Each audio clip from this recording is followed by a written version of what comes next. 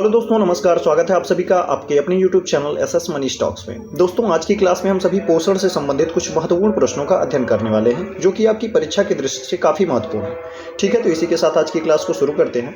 जिसमें प्रश्न कह रहा है, किस में प्रोटीन नहीं पाया जाता? मांस में, दूध में, चावल में या दाल में? तो ऑप्शन नंबर सी बिल्कुल सही हो जाएगा कि चावल में जो है प्रोटीन नहीं पाया जाता। मांस में भी पाया जाता, दूध में भी पाया जाता और दाल में भी पाया जाता है। अगले प्रश्न की ओर बढ़ेंगे।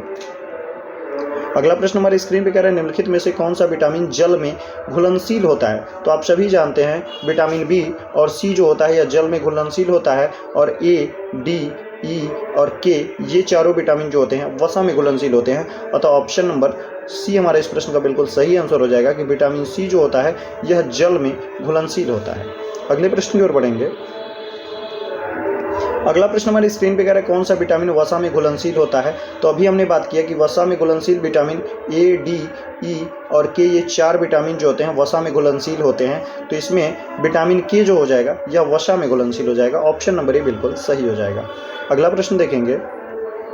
अगला प्रश्न हमारे स्क्रीन पे कह रहा है, एक शाकाहारी को अपने शरीर के लिए आवश्यक फास्फोरस कहाँ से मिलता है? सोयाबीन से, मछली से, चावल से या दूध से? तो एक शाकाहारी को अपने शरीर के लिए आवश्यक फास्फोरस जो मिलता है यह दूध से मिलता है। ऑप्शन नंबर डी बिल्कुल सही आंसर हो जाएगा। अगले प्रश्न की ओर बढ़ेंगे। अगला प्रश्न हमारी स्क्रीन पे जो काफ़ी महत्वपूर्ण है, कह रहे हैं निम्नलिखित में से किस विटामिन की कमी के कारण मसूड़ों से रक्त आता है और दांत हिलने लगता है? विटामिन ए की कमी से, विटामिन बी की कमी से, विटामिन सी की कमी से या विटामिन डी की कमी से? तो विटामिन सी की कमी से जो है मसूड़ों में रक्त आता है और दांत हिलने लगता है। तो ऑप्शन नंबर सी हमारा इस प्रश्न का बिल्कुल सही आंसर हो जाएगा। अगले प्रश्न की ओर बढ़ेंगे।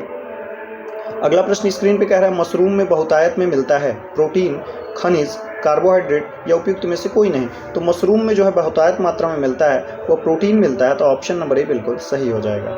अगला प्रश्न देखेंगे। अगला प्रश्न कह रहा है, निम्नलिखित में से कौन सा तत्व मानव जाति में प्राकृतिक रूप में नहीं पाया जाता है? तांबा, जिंक, आयोडीन या सीसा? तो इन दिए गए विकल्पों में से सीसा जो है यह मानव जाति में प्राकृतिक रूप से पाया जाने वाला तत्व नहीं है। अतः ऑप्शन नंबर डी इस प्रश्न का बिल्कुल सही आंसर हो जाएगा। अगला प्रश्न देखेंगे। प्रश्न कह रहा है, पके हुए आम में कौन सा विटामिन होता है? Vitamin A, vitamin B, vitamin C, vitamin E? तो पके हुए आम में जो विटामिन ए पाया जाता है तो ऑप्शन नंबर ए इस प्रश्न का बिल्कुल सही आंसर हो जाएगा। अगला प्रश्न देखेंगे। अगला प्रश्न हमारी स्क्रीन पे कह रहा है, खाद्य पदार्थ को खराब होने से बचाने के लिए प्रयोग किया जाता है ऑक्जेलिक एसिड का, बोरिक एसिड का, एसिटिक एसिड का या बेंजोइक अम्ल का? तो खाद्य पदार्थ को खराब होने से बचाने के लिए बेंजोइक अम्ल का इस्तेमाल करते हैं। ऑप्शन नंबर डी बिल्कुल सही आंसर हो जाएगा। अगला प्रश्न देखेंगे। अगला प्रश्न हमारी स्क्रीन पे कह रहा है, निम्न में से कौन सा पोषक तत्व गर्मी एवं ताकत प्रदान करता है? प्रोटीन, कार्बोहाइड्रेट, विटामिन या जल? तो इन दिए गए चार विकल्पों में से वह पोषक तत्व जो गर्मी एवं ताकत प्रदान करता है वह प्रोटीन है। ऑप्शन नंबर ए बिल्कुल सही आंसर हो जाएगा। अगला प्रश्न देखेंगे। अगला प्रश्न हमारी स्क्रीन पे कह रहा है, आयरन किस खाद्य सामग्री में उपलब्ध है? अंडे एवं मांस में, पनीर में, हरी सब्जियां में, इनमें सभी? तो जो आयरन है यह हरी सब्जियों में उपस्थित है। अतः ऑप्शन नंबर सी हमारे इस प्रश्न का बिल्कुल सही आंसर हो जाएगा। अगला प्रश्न देखेंगे।